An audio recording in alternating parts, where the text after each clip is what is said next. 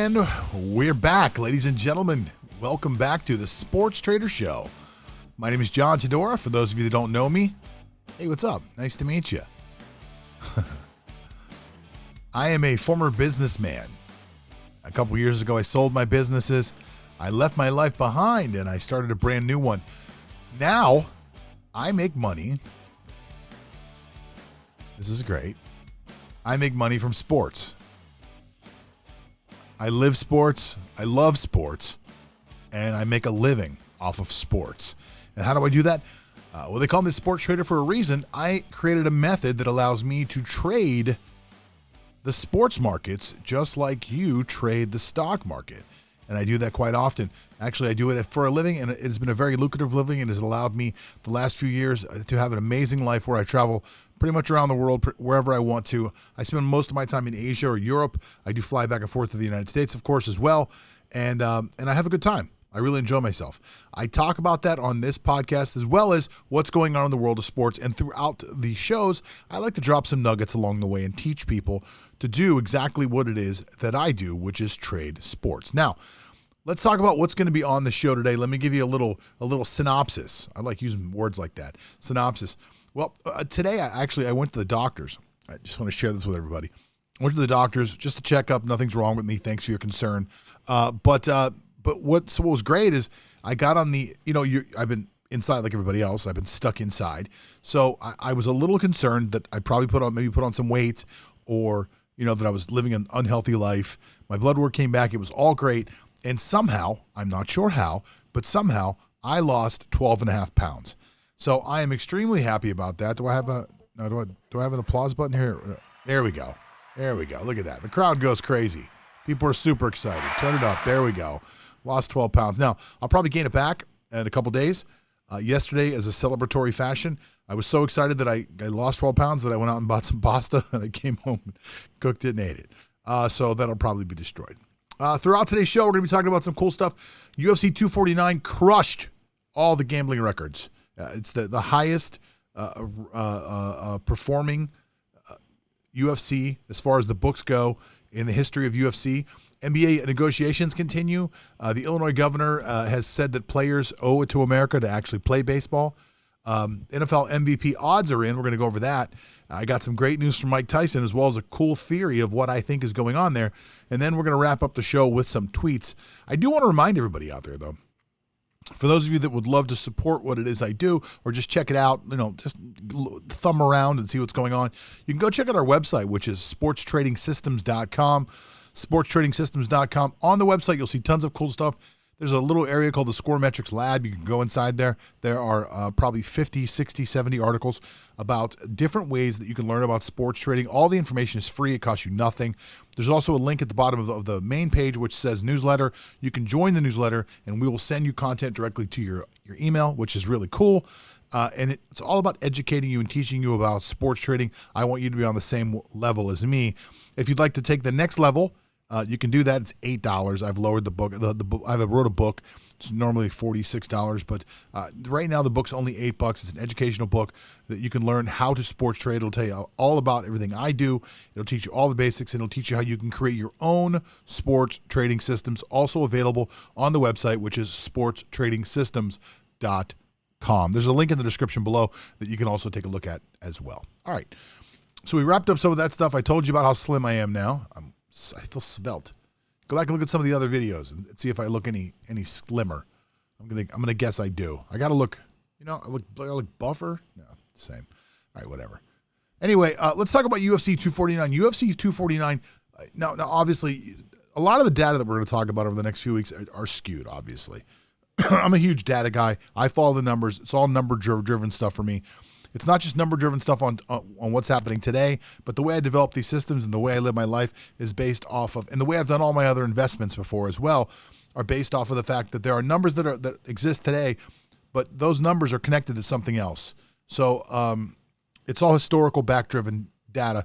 If you want to use it in a real-life scenario, you could talk about what's happening right now with the coronavirus.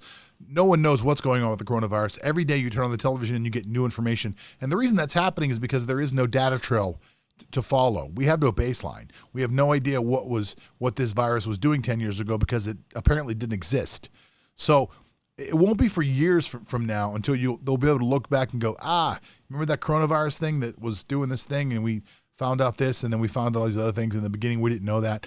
That's what will happen. And that's what happens with everything. So we're talking about UFC. UFC now has a history and is a history of being something that people have been able to gamble on and been able to invest their money in. And it's really interesting to me that people are stuck at home. They crushed it. They doubled their 2.6 times their normal buy rate. They absolutely crushed the amount of the amount of pay-per-views that they sold. ESPN's got to be thrilled with their partnership with them because Dana White was able to pull off that fight in Jacksonville. It's just amazing. Now they did lose the gate money, and the gate money for UFC averages somewhere between $9 to $11 million, depending on the size of the venue. And obviously they didn't make the gate money, but they made it back in spades by doing this pay-per-view and by getting it out there and allowing people to be able to sit at home and feel normal for a Saturday night and watch some fights. I'm super happy everybody was able to do that. But the books are saying that they brought in 15% or more at some books than any other UFC pay-per-view in the history of pay-per-views. And it made me start to think to myself, I wonder which fights are the fights that have been gambled on the most. Like, where's the most money been in UFC? Like, it's got to be like the big huge names, right? So I looked up the information for us, and I have it for us right here in front of us. So number one is actually what's amazing. Let's start at the bottom. Number 10 was a Ronda Rousey fight, which is actually pretty amazing to me. A lot of money on the Ronda Rousey fight. And if you look through here, you're going to see a name that is pretty prevalent in 1, 2, 3, 4, 5, and 6 out of the 10, Conor McGregor is in there. Now, there's a reason for that. Nobody promotes a fight like Conor McGregor. Nobody gets people excited. Nobody gets people engaged. Nobody gets people interacted. People either love Conor or they hate Conor, and that drives emotional money. And if you read my book, you'll see that's one of the things that I talk about. I talk about emotional money and how when you're investing in anything, and not just sports, but if you're going to invest in anything, if you're going to buy something, if you're going to invest in a restaurant, if you're going to buy a stock, you can't do it with any type of emotion attached. So when you feel yourself having this emotion of, I love this idea. This is a great idea. I love it. You got to take a step back. I love this investment because I feel something for this investment. You have to take a step back. It's got to be data-driven information that makes you spend your money where you want to spend your money and where you invest your money where you want to invest your money. Let's go back to the list, though. Number one is actually surprising to me. I really did not think this would be number one. And I got to be honest, there's not one Brock Lesnar fight on here, which I thought Brock would be a top 5, top 6, top 7, somewhere in the top 10. Not one Brock Lesnar fight in here. It's really, really shocking to me. Number one was Khabib versus Conor. That one doesn't come as a huge shock to me. Number 2 of all time was Conor versus Cowboy Cerrone, that was mind-blowing to me. UFC 249, which just happened this past weekend, was the number 3 over invested fight of all time. Gambling on fights, that's number 3 of all time, and that in itself is shocking to me. Really shocking. And I tell you the other thing that was shocking to me too was number 9. Number 9 was Jorge Masvidal versus Nate Diaz. I have no idea how that got into the top 10, but that was for the BMF belt. They made up a belt called the Bad Mother Fricker belt, the BMF belt, and they fought for the belt. So they made up a fake belt, got people to buy the pay-per-view, got people invested. They got The Rock involved. The Rock came out and held the belt between the guys. And it was a decent fight, but it was number 9 overall. It's amazing to me. This will not only show you, if you look at how recent some of these fights are, they're all pretty recent. The only one that's really an older fight would be a UFC 194, and to me, that is the spike for the sport. You see Conor McGregor show up at this press conference in a suit, and if you've never seen it, you've got to Google it. They do this really awesome press conference where they have all these fighters and they're all sitting on tiered seats, and McGregor shows up in a suit. Most of the fight world has no idea who he is. Everyone's got a microphone and they're all going to go back and forth and talk. And UFC fighters are boring talkers. Most fighters in general are not great talkers. There are very few Muhammad Alis. There are very few Conor McGregors that you remember. They're in your mind forever. There's been some great fighters, but the way these guys are able to bring it all together and promote a fight just by talking is what really separates them, their greatness, from other people. It's not just the way they fight. McGregor's an above-average fighter. He's a good fighter. He's not the greatest of all time. We've watched him lose probably 3 or 4 times now. I don't know how many times. I actually made that up. But the fact is he could sell a fight. And it shows if you look at his numbers. You can see on the 7th fight down that Conor McGregor at 194, Conor McGregor versus Jose Aldo. Nobody knew who McGregor was. McGregor comes out and knocks out Aldo.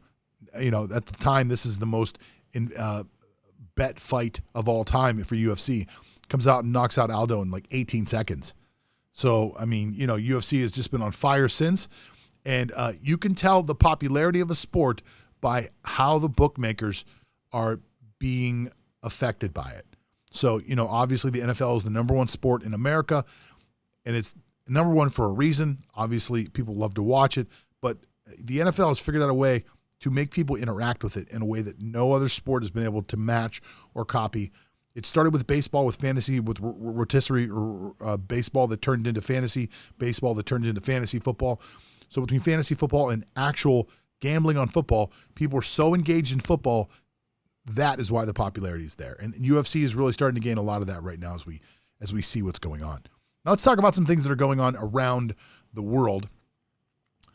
And to me, what's really interesting and what's really going to, I think, play out over the next few weeks and really define to us or for us what's going to happen over the next few months or years or so is what is going to happen with these professional sports. Now, the commissioners are sitting down with the owners first and trying to make some type of agreement so the owners can say, yes, we're okay with this. Now they're going to pitch it to the players. Then it'll go to the unions. So the NBA is out front on this. The NBA appears to be out front on this, and they're trying to continue their season. Now, for those of you that don't follow or don't know, the NBA was about 60 games into their season, and then they had to pull the plug, which was sad for me. If you don't know, I have a system built around the NBA. I trade 3 different markets. I trade the NBA, I trade the NFL, and I trade, obviously, the Major League Baseball. But my system that is put together for the score metric system, which is what my systems are called, the score metric system for basketball, was having an amazing year.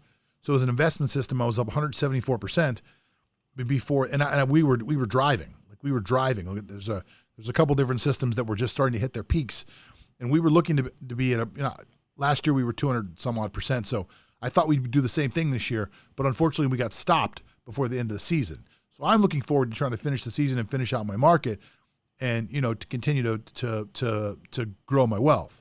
So, but anyway, what's going to happen now is let's do this.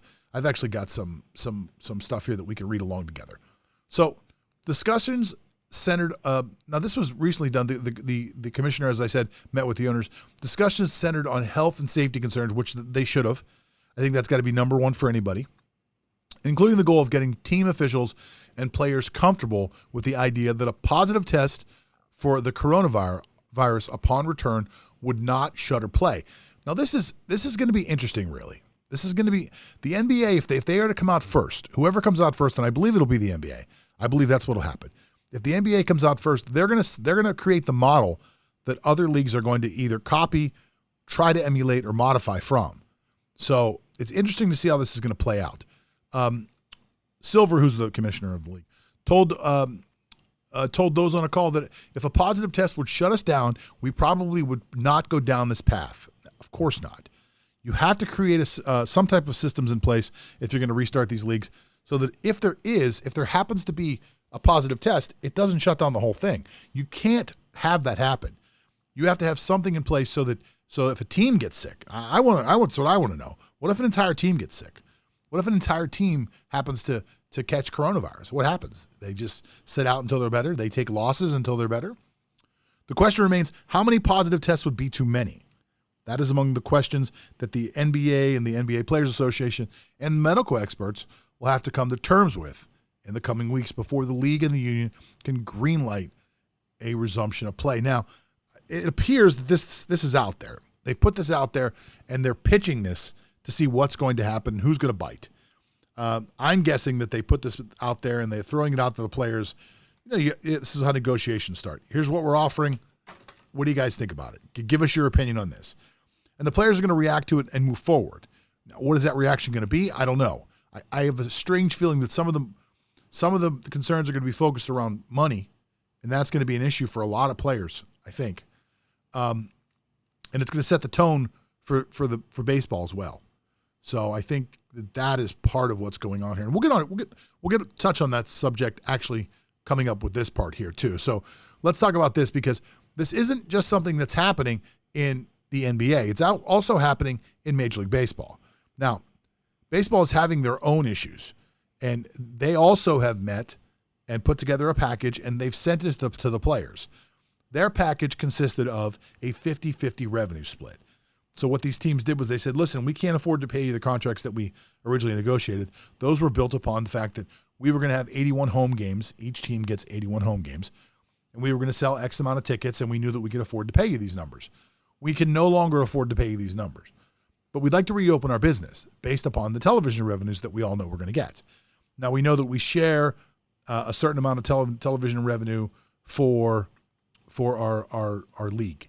The Major League Baseball package that is sold actually is something that's shared as an owner split. But in baseball, which is much different than football does not have this. But baseball has their own local markets. Baseball and basketball both have local markets. And they're able to sell their television packages to these local markets. So, a team like the New York Yankees has a much bigger market that can afford to pay a lot more money. So that's how they can afford to pay their teams more money than, say, the Pittsburgh Pirates or the Kansas City Royals, because they've got bigger markets. So what you're dealing with now is you're going to deal with what's going to happen next and what these players are going to want. Now, this just happened yesterday. They literally just met yesterday, and they just sent this over to the Players Union. But today there was a headline on Yahoo Sports that says, Illinois governor, which, by the way, is J.B. Pritzker. Illinois governor says players owed it to the American people to take a pay cut and restart Major League Baseball. So the governor's come out and said, 24 hours after they got this proposal's been sent over, players owe it to the American people to take a pay cut and restart Major League Baseball. That's an interesting position to take. He goes on to say, just 24 hours after the owners okayed the plan on their end, one politician, this is from an article from Yahoo, by the way, one politician is already painting the players as selfish and saying they owe it to the American people to get back on the field as the country still wrestles with the coronavirus crisis. Illinois Governor J.B. Pritzker said on Tuesday, while the league was giving player unions the first formal proposal, that he's already disappointed in many ways that players are holding out for these very, very high salaries, and said everybody is sacrificing. And I'm guessing he's implying that the players should sacrifice too. Now, first of all, I am a firm believer in this. The talking heads that are always on TV saying this guy gets too much money, this guy gets too much money, this guy gets too much money. I believe that this is something that somebody taught me a long time ago, and it's always stuck with me. I believe that every man or woman makes their own deal. So while I can say that I don't believe that so-and-so deserves that kind of money, at the end of the day, it is totally up to them, and I will never hold any resentment for someone that doesn't want to play, perform, or work for a certain amount of money. Now, if you are given no other option, say a guy comes up and shows up to try to work for me somewhere, and I say, well, I'll pay you $15 an hour to do this job, and he says, well, I'm not going to do it for $15 an hour, and I say, well, that's all I can afford. I can afford to pay $15 an hour, and he says, well, I won't take $15 an hour. I need more, and by the way, I haven't had a job in 6 years because no one will hire me. Okay, well, that's probably why you want too much money. So I think it's about knowing your value and then holding firm to that value and understanding what your value is. The guy that wants $15 an hour may only be worth $15 an hour. He may be worth more. I would never know it because he wouldn't work for 15. So the players already have value set. These players understand what their value is. They've got contracts. So to say that these guys are being selfish, well, first of all, they haven't had an opportunity to even make that decision yet. So you don't know if they're selfish or not. And secondly, at the end of the day, they're going to make that decision on their own. It's totally up to them. And we, as sports fans, just have to wait. Because these two leagues are going to set the stage for everything that happens forward.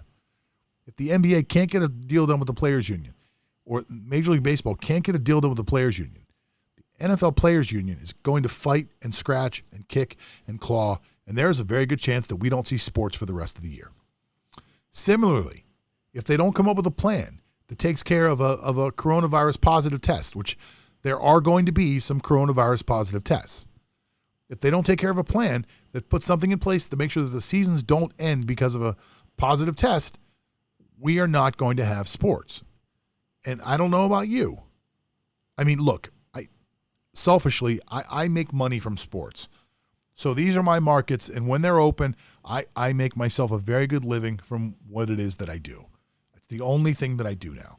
So selfishly, I want these markets to open for that reason. But health and safety come first. And of course, making sure that whatever they do today doesn't affect what happens tomorrow would be very, very high on my priority list. And that's how I feel about that.